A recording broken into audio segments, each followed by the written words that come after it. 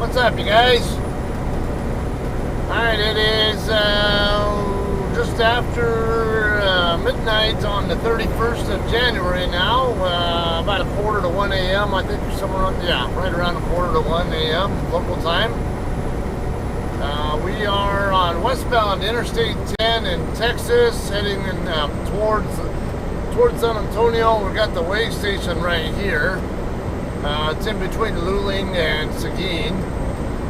We're going to be picking up a Tyson chicken load out of the Tyson facility over here in Seguin. Been there numerous times. However, it's going to be my first time going there since they've totally redone stuff over there. We're not going to be going in the normal entrance that I'm used to going in.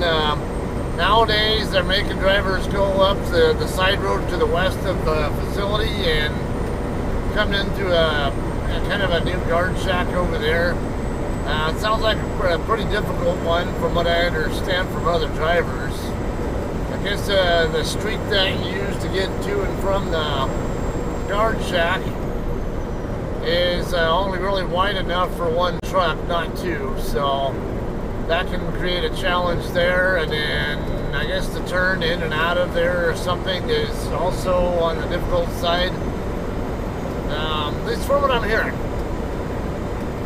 So it'll be a learning experience for me on this one, even though, like I said, I've been to this shipper numerous times in the past. They throw a curveball. Sometimes these customers throw a curveball at you and change something up, and then you have to kind of relearn things. So that's what we're going to be dealing with. Yeah, at least I got a little bit of intel from some friends in the previously. Not recently, but I've had conversations with friends in the not so distant past talking about these changes that have taken place there. Anyway, before we get there, well, actually, if you're coming from the Houston area and you're going to Seguin, generally I recommend you take the Highway 46 exit. Now, Highway 46, get off there and then you go to the right, go west, basically that'll take you over toward New Braunfels, which is off 535, in between San Antonio and Austin. If you go left, it takes you down toward US 90. Then you make a left onto US 90, and a short distance down the road is this side street that I'm talking about we're going to be using. Now, there is another street over here I have used. I don't remember where I delivered to and then headed down from, but I knew I was coming down the state highway or whatever it is that comes down from, we'll just say the general Dallas direction. I honestly don't know. I could have been coming from Temple for all I know. I have no idea. I just know I was coming down straight to the south on whatever that state, I think it's a state highway. There's a truck stop right there on the west, on the east side of that highway, right before you get to I-10. Whatever it is, it's not a major chain. It's kind of like a regional chain, I guess I would call it. Just brain farting on who it is. You can take that down to US 90 and then turn right and head west, but there's if it's daytime hours, I don't recommend going that way. There's a pain in the ass right turn to make onto US 90 from that road. There's traffic to deal with. No, screw that. I don't want to deal with that. But this time of night, it's 1 a.m., there's going to be minimal traffic. Okay, I might be more willing to entertain the idea of going that way. I don't know that there's an actual, I know US 90 is going to cross. Sort of. Yeah, it does cross. Yeah, I can also, I believe, get off there at the 90 exit and just go straight across to the plant. I might go ahead and do that just because I've never done that route before. Or at least from I-10 going west into downtown Seguin. So I may go ahead and do that. Alright, That said, kind of what we have going on now, let's talk kind of a little bit of this. I'll follow up a little bit on the recent video I did about years of experience.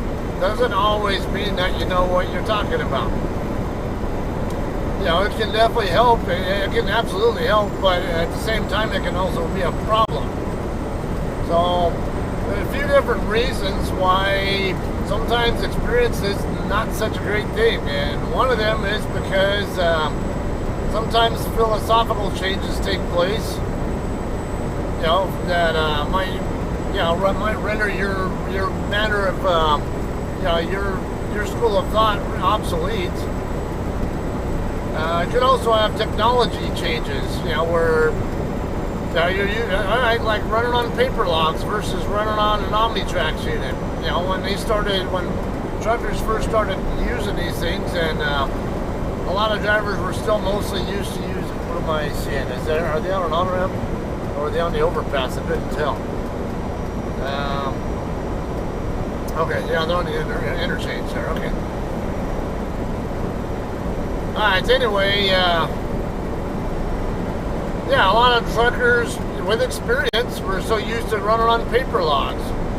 You know, a lot of them, especially if they're on the older side and they're not used to working with technology in general, this was like a real pain in the ass for them. So you could have a bunch of newcomers to the industry who all they know is ELDs, and they could be schooling guys with decades of experience on using a Qualcomm or any ELD in general. And also with something else here too. I think the next interchange is going to be the US 90. I just want to double check there. I want to say there was one other.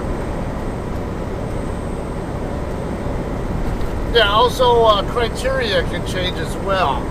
So let me give you a good example on that. When I was an aircraft mechanic, we had a chief that I worked under. This was when I was active duty over at Davis-Monthan Air Force Base. That's in Tucson, Arizona, by the way. We had a chief there, very experienced guy. Everybody, he was the chief. Everybody loved to work for. You know, great guy, very fair, did not take shit, whatever, but very down to earth and reasonable. But will definitely, hold people accountable. How's that? A quarter of a mile out, I think. Yeah, we're going to go ahead and use this section. Maybe give us just a little bit of time to work with. I can barely even read that damn sign. I can't tell what the highway number is, but it should be 90. Based on where I'm at on the map, it should definitely be it. Alright, anyway. We had, alright, so there's a white line here in between, so it means this is a one-way road here. This guy's kind of out in the lane. I'm going to back it off here until we get around him. Wrecker picking up a disabled truck, it looks like.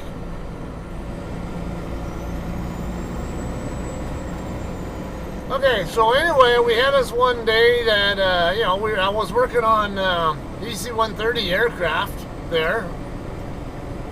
And we had this one, there was one day where the flight crew,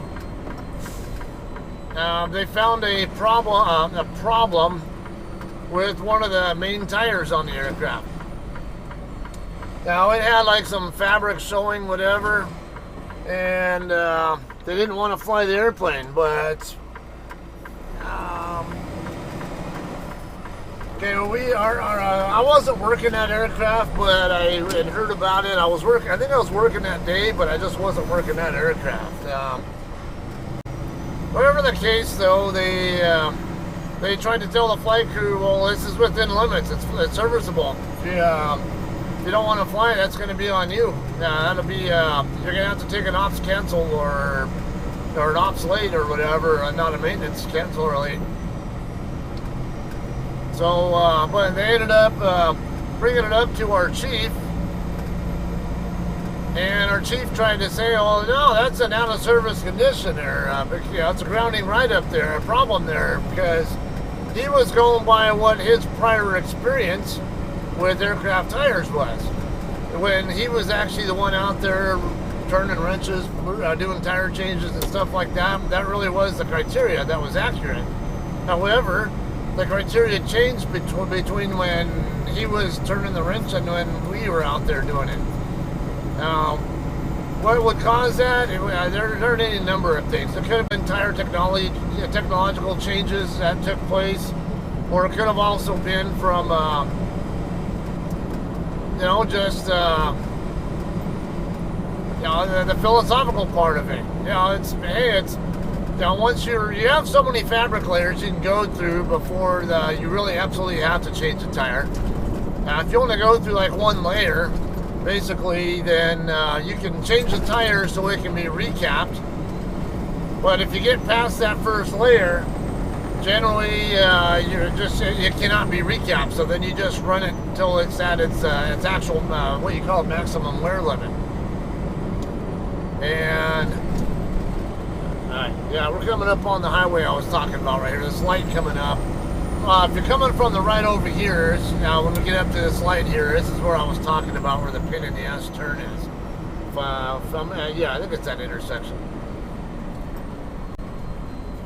Alright, so anyway, though, regardless, by the criteria, it was one too much to recap it, or, take it off and have it sent back for a recap, overhaul, whatever, retread. But not enough to where it warranted replacing the tire altogether. So they didn't want to take the plane, but then the guys working on the aircraft, dealing with that, or actually I think it was our expediter or pro super or whatever, our maintenance management there, our supervision I would say. They took the tech data to the chief and showed him, hey look, this is what the tech data says right now. It's the criteria has basically changed since you were doing this work. And once he saw with his own eyes what it actually said, now he got on our side and agreed with our people about it, and went back over to ops to talk to them about it and say, hey, yeah, you guys are going to have to eat this one or take the airplane as it is, because this ain't going to be on us. So that's where, hey, experience helps, but sometimes things change. Your knowledge can be superseded. Something more related to trucking. You got right turns, the 2 right turn lanes. Depending on how much experience you have, you might be in one school of thought or another. Generally, I know that I find that people who have we'll just say somewhere between 15 and 20 years of trucking experience or more are generally going to tell you always stay in the far right lane, because the idea there is protect your blind side. No matter what, always use the right lane. You don't want anybody on the right side of you if you don't need them to be there, or if you can avoid having them there. So if it meant having to encroach on the adjacent turn lanes area there to make your turn, that was the school of thought. But nowadays, anybody with less than that amount of experience, who's been through CDL schools more recently, they'll probably all attest that they don't do it that way anymore. They don't teach that way. Most CDL schools will actually teach drivers stay in the outermost lane no matter what. Don't use the inner lane unless you know for sure that intersection or that and that lane is suitable for you to use without encroaching on the adjacent turn lane or other lanes. Like when I'm going home to Victorville to get off of I-15 there in Nisqually Road, that's a good example of that. There are 2 left turn lanes. I use the inner left turn lane because I need to make a left right after that, but shut up. I only do it. No, this is the turn I'm talking about. I came down this road right here where this car came from. That turn right there, real pain in the ass if there's traffic coming this way. Alright, anyway though, either way, it's like I only use that lane because I know that I can use it without encroaching on the outer turn lanes area that they're entitled to. you cannot legally take someone else's lane until they yield right away to you first. Now, this is another thing that people argue about a lot of times, and they're wrong on. You know, maybe it could have been right at some point in time, but it is not right now.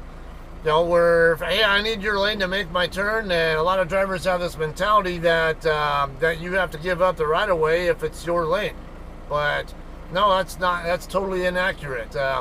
They even teach it in CDL schools. You don't enter the intersection until if you need someone else's lane to make your turn, then you have to wait for them to vacate it or check up and allow you to use the lane first before you can just arbitrarily take it from them.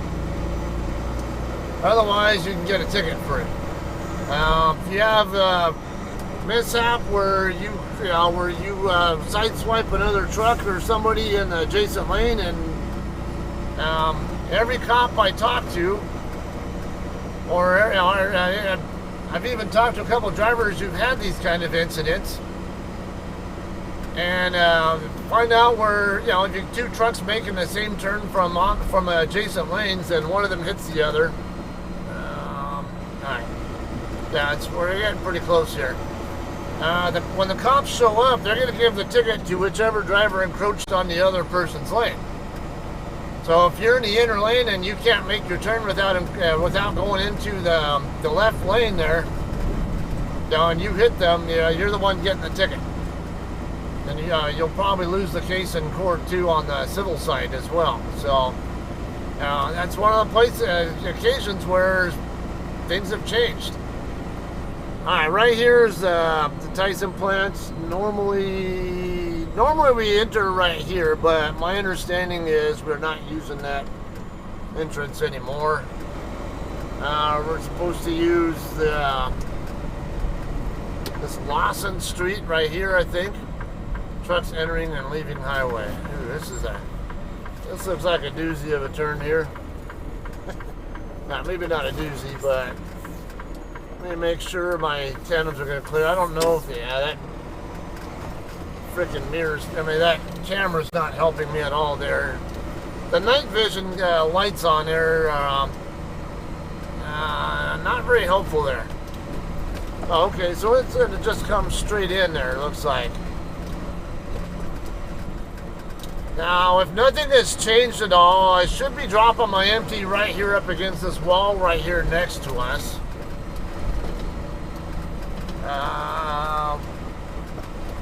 Well, actually, we tend to drop it a little bit further over here by where the guard shack is. But I think they might be, I think I have heard they've kind of changed that as well. I don't see where they're saying this is only wide enough for one vehicle, though. It looks like it's suitable for two all the way through. Alright, looks like he's getting ready to come out or something. I don't know which way this thing swings, so let me get private shipper.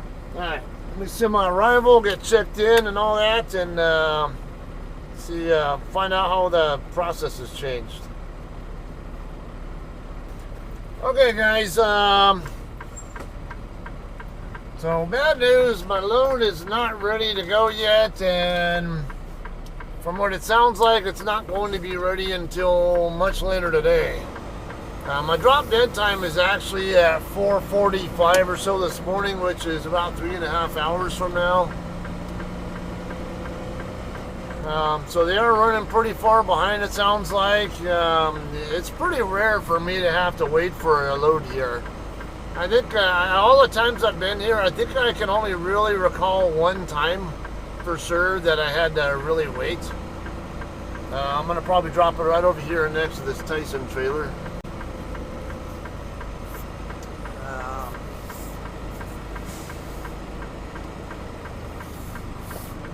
Oh yeah, lots of room there.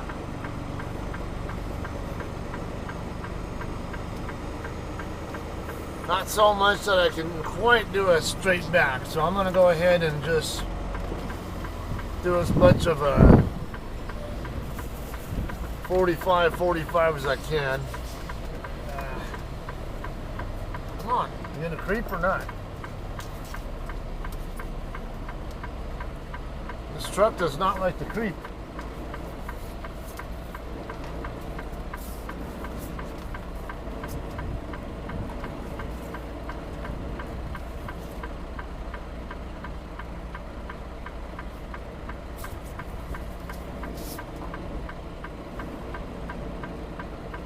See, there's another problem there. And I'm so used to not having to touch the controls for this, you know, to get the rear cameras to record. Yeah, it really throws me off when I have to actually hit them just so you guys can see what I'm doing there.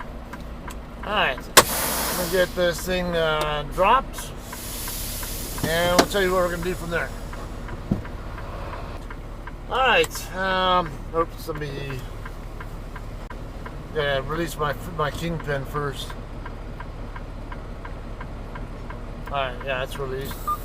Release the fifth wheel, but it says kingpin release right there on my switch, so, I mean, not me who wrote that switch like that. I would call it fifth wheel latch, but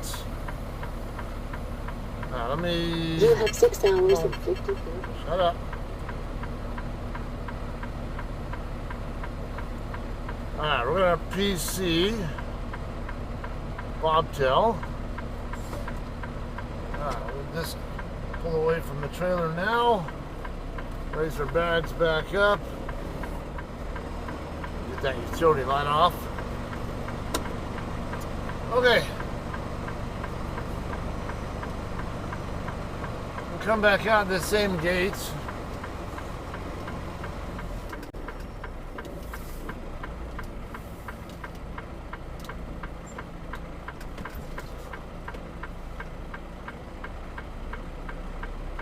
Okay, it does open the other way.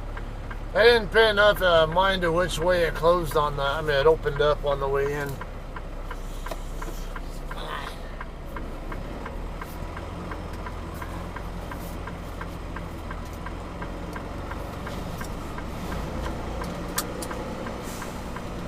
Alright, so from here we're going to go over to the Love's truck stop.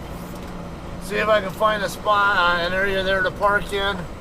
Since I'm Bobtail, I'm going to preferably park in the four-wheeler area, not the truck parking area. If there's a suitable part of their lot where I can park, at least I'll do that. Alternatively, if you don't want to hang out at Love's, oops, damn it. See what I mean? I'm sick of having to operate that damn switches there. Keep forgetting to hit that button to switch my camera view because I don't want to have to keep dealing with that to get it set up for you guys.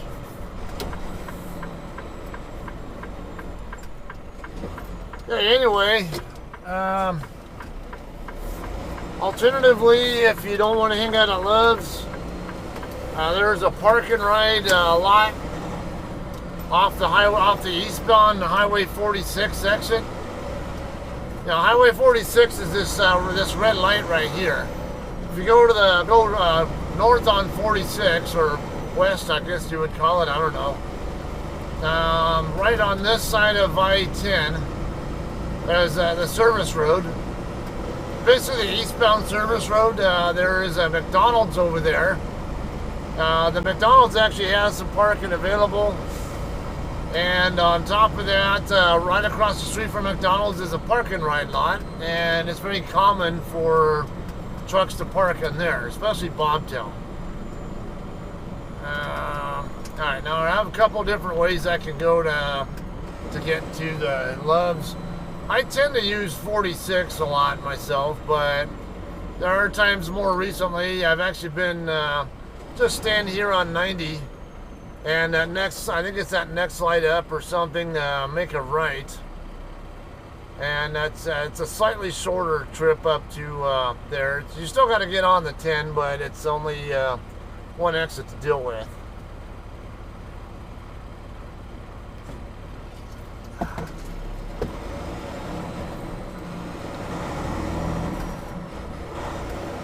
Alright. Yeah, if I'd known that it was going to be that far behind schedule, probably would have just came out here right away. Got checked in, dropped my empty, and then go hang out Bobtail at the truck stop earlier. Because it seems kind of silly just running 65 miles from Scullenburg to here just to drop it empty and then hang out for most of the day again. It is what it is, though. Yeah, I'm pretty sure. I think it's.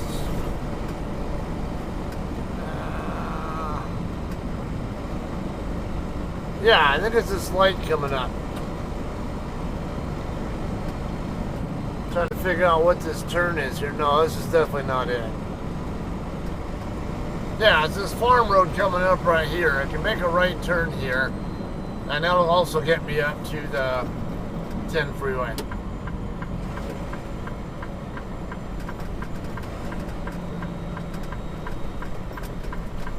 Alright, so we don't make this video too excessively long. Like I said, we're just going to make this right turn here, and it'll take us right up to the 10 and go west on 10, just one exit, if I recall. The very next exit, once I'm on westbound 10, is where the Loves is at. That's where I'll be hanging out for now. Just so we don't make this video too long, drawn out, whatever, I'm going to go ahead and cut ahead from here to whenever we come back to pick up the load. They have my number, plus JCT is probably going to send me a notification as well. We'll resume this whenever that happens, okay? Alright, guys, we are finally on our way back to go pick up our load now. It is actually 10 p.m., a little bit after 10 p.m. So about 21 hours after I got to the shipper. Kind of on target with what the guard told me last night, early this morning, I guess you'd call it. We're going to use the Highway 46 exit right here, and you'll be able to see the lot that I was talking about. Actually, there's, I can actually go two different ways here. If I go straight here on the left side, you see the McDonald's right here in front of us. The park and ride lot across the street, you can park right there and wait. Since I'm, even if I have a trailer though, I can go this way, and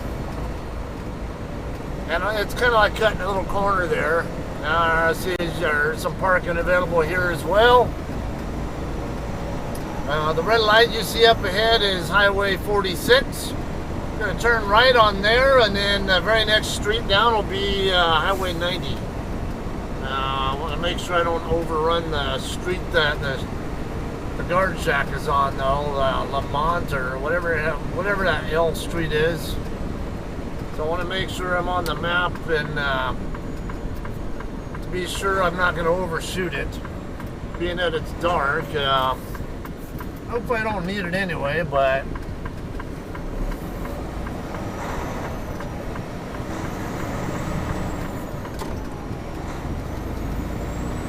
Alright, this light coming up will be US 90 alternates. We're going to make a left there, and just right down the street will be that Lamont or whatever the hell that street is.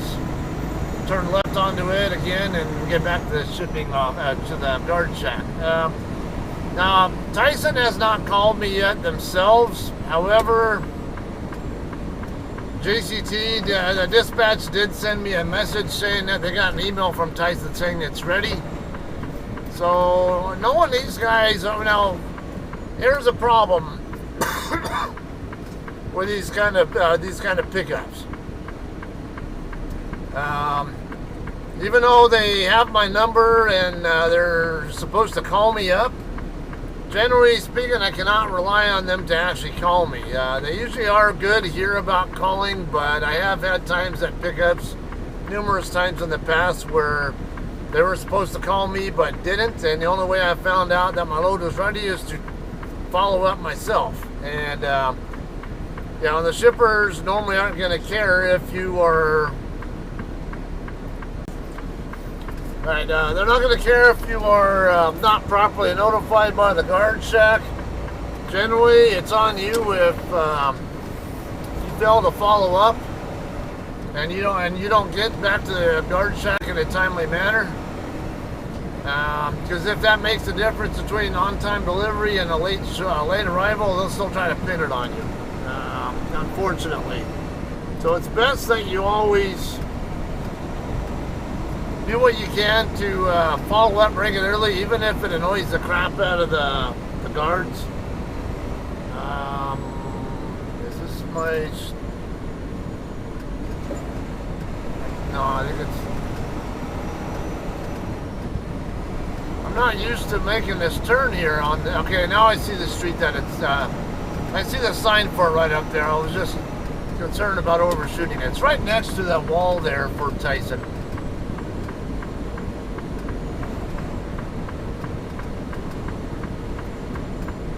Yeah, there have been times though where, you know, I might check in at regular intervals, usually every couple hours. Now I tried calling these guys myself earlier, but every time I kept calling the number that was on my assignment, kept going to someone's voicemail. Okay, now I can see where they say that it's like one lane wide here. I mean, I don't know. I mean, yeah, you'd probably have to go a little bit into the mud there, and this guy parked here doesn't help that either.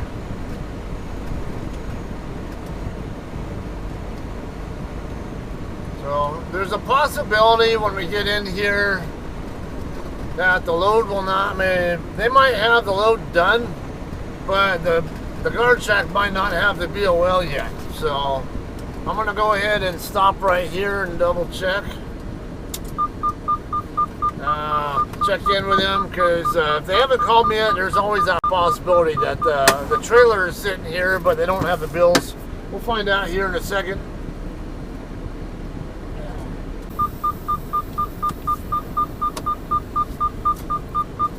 Alright guys, we're checked in here. I got, well, the bills are here now. She just got them right before I pulled up.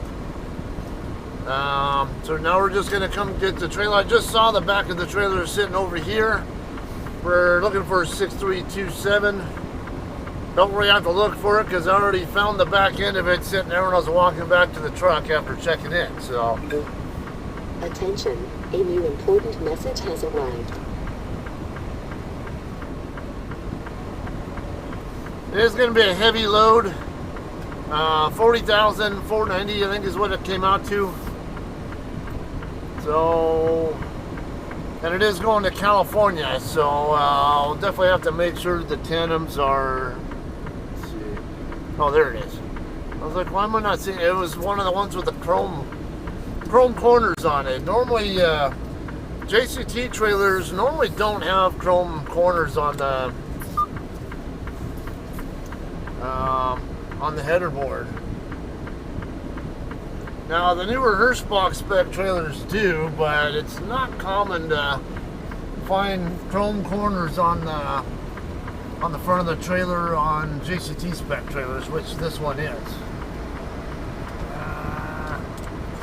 Okay, I'm off a little bit to the right. Normally that's not a problem, but that trailer is also sitting high, so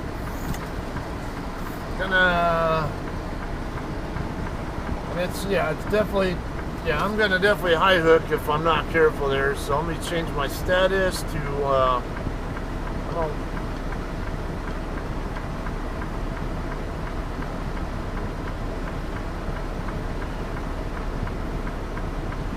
know, would you quit taking so fucking long?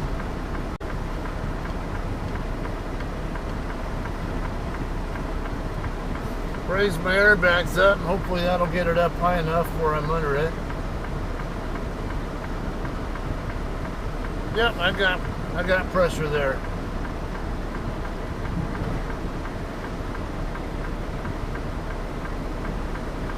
We're gonna keep creeping in on our own, or am I gonna have to help you? like I'm gonna have to help it, I guess. Alright, now we got hooked.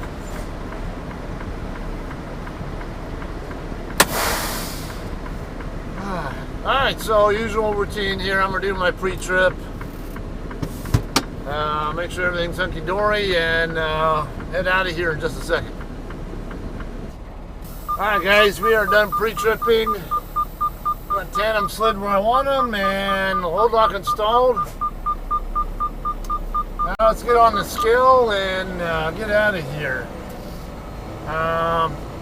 Just an FYI, when you're picking up from here, when you go to put the load locks in, what I recommend you do is start your pre-trip, and then when you get to the back of the trailer part, get one of the trailer doors open immediately, and then do the rest of your pre-trip, and then come back to the doors come back and do the load lock afterward.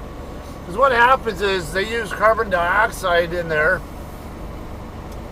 So when you go in the trailer, if you do it too soon after you open the doors, you'll get overcome with carbon dioxide, and there's a possibility you could get knocked out by, or incapacitated by, the oxygen displacement. The Houston location as well, they have that same thing. I almost learned that the hard way.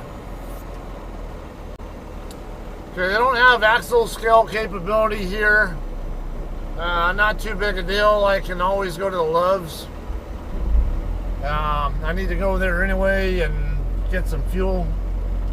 The price over there at that Loves isn't so bad, so I'm gonna end up, I'll just go ahead and scale over at Loves and get fuel while I'm at it, and that'll satisfy that. Alright guys, we're gonna head out of here. Alright, the girl working at the guard shack, young lady there, she's very friendly. Apparently she lives in the town that she call, that I guess the locals call Shirts. Like t-shirt type of shirts, but it's spelled S-C-H-E-R-T-Z or something like that. I passed through there on I-10 when ever going out toward Houston. Shit, I need to send my departure.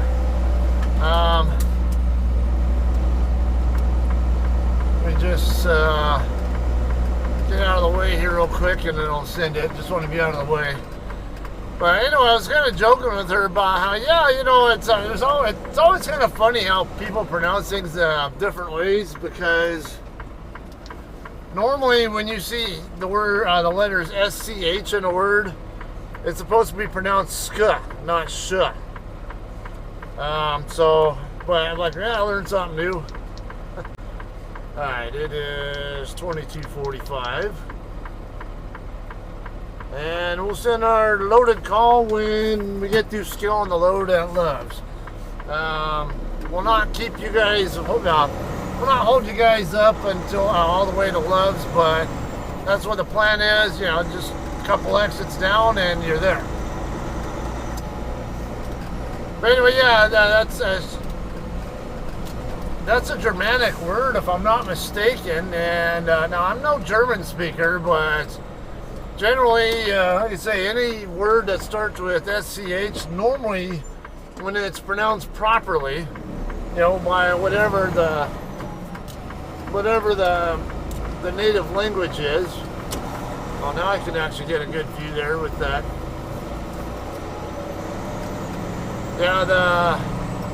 I hate it when that night vision thing comes up on the camera, because I can't see shit. Whatever you see is the same thing I see on the monitor here. And when it's not interfering, I get a really nice view of my blind side on this monitor. I love it. When it's not getting interfered with them damn night vision lights. But anyway, it's like the word school.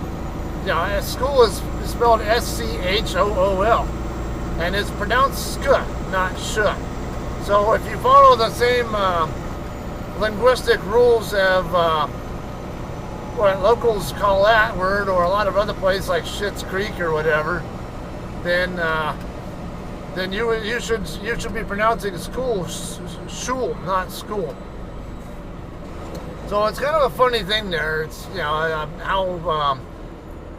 I guess Americans bastardize or anglicize or whatever you want to call it a lot of words in the English dictionary or English language, whatever.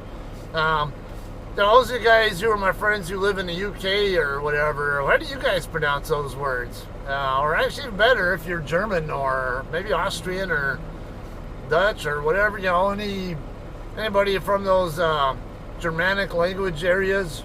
How would you pronounce that kind of a word? I'm curious. I'm not.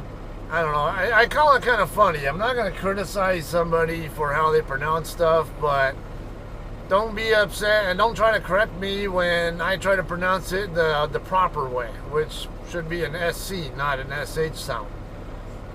So yeah, I always call it skirts, like wearing a skirt. Funny. No matter how you say that word, it sounds like an article of clothing somehow. Alright, I could have turned up 46 again and got on 10 West. But like last night or early this morning, whatever you want to call it, I'm just going to go ahead and come back down here to this farm road and take that way back down. No need to drag this on. Actually, the only thing I did not tell you about is where exactly this load is going. And this one is going to San Bernardino, California. I'll be going to the Stater Brothers Distribution Center right down the street from our drop yard. Literally walking distance from our drop yard. I don't think that I can make on-time delivery now, because it's due on the 2nd. Yeah, the 2nd of February, and I think like 6:30 or 7:30 in the morning or something like that. I should double check how many miles I gotta cover. I think it's gonna be too many miles for me to do in 2 shifts, especially with what the road conditions are supposedly like. Come on, your location.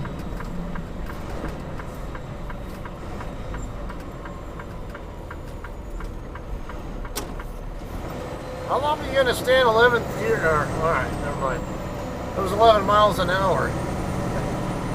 It's one of the things I hate about these auto shift trucks is I'm usually in the gear I already want to be in before I even start my turn, and I stay in that gear through the turn, and then I can start accelerating as soon as I'm ready, as soon as I start hitting the pedal. But with these auto shifts, a lot of times it's busy trying to shift gears while I'm still in the turn, and it's one of the cardinal sins that you don't commit when you're driving a truck. If you're on an icy road, one of the things they teach you in CDL school is don't do double momentum shifts. And that means don't slow down or speed up while you're simultaneously in a turn or curve. And they also say don't shift gears. If you're ever taught to, if you ever go to CDL school and are taught on a manual transmission, that's one of the things they'll tell you don't do. Don't shift gears while you're in the while you're steering. You should only be shifting the gears when you're steering. When your steer tires are pointed straight ahead. So, but you can't control that on an auto shift truck. It's going to do what it's going to do. So that's one of the. I've talked about the technology changes earlier. Now, how different things are over time. I still think that the manual way, stay in the gear you're in and typically don't. I can't say I've never shifted my Peterbilt or other manual transmission trucks while in a turn before, but gotta understand the situation too. If I'm on dry roads, it's one thing, but if I'm on possibly an icy road or wet road or something, then nah, you just don't do that. Just keep your speed down a little bit and stay in the same gear.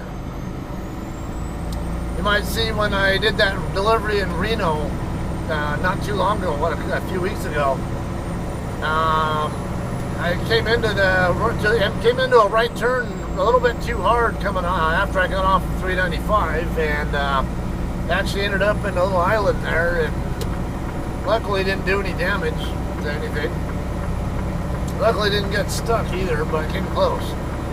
And that was one of those cases, coming into the turn too hard, too fast, and still decelerating, had too much weight on the steer tires while doing it. And that's exactly why they teach that. Alright, well the Loves is right up here. I'm gonna go and I'm gonna go on in this one here. We don't need to drag this on. Yeah, you don't need to have you guys watch me skilling or fueling up and all that. I think you guys got enough of the story that I wanted to tell, and the experience of the shipper from here. Normally don't ever have to get loads out of here reworked, but we'll see how it goes. It is heavy enough where there's always a possibility it could, but the last pallets in here are not that close to the back of the trailer, so I seriously doubt I'm going to have a scale problem at all. We'll find out here in a bit, or I'll find out here in a bit. Because of what's going on here, I can't guarantee I'll be delivering the load myself. Hopefully they'll reschedule the delivery because, because of shipper delay. But JCT will usually still endeavor to try to get the load delivered on time, regardless if there's a possibility it can be delivered on time. So, fingers crossed. If I can get far enough down the road on this shift, there's, it's 1,330 miles. Might be doable in 2 shifts. I might be able to do it, but even then, there's one more car coming. I'm still not sure. It's no, I don't think I can make on-time delivery. Because damn it, I thought you were turning the other way. I saw his turn signal, but I thought he was signaling right, not left. Alright, so that's what we got going on there. Hopefully he'll reschedule. Otherwise, yeah, you're gonna see me delivering some different load next, more than likely. Otherwise, I'm gonna call this one a night, right? I don't want to always, as usual, thank you guys for hanging out watching. Alright, we'll see you guys either in San Bernardino or wherever the hell else I end up after this. I really hope I end up in San Bernardino though, because I really want to get the power cord for my Eagle Eye camera and get that set back up so I don't have to keep interacting with this thing. Alright, you guys all have a great night. We'll see you next time.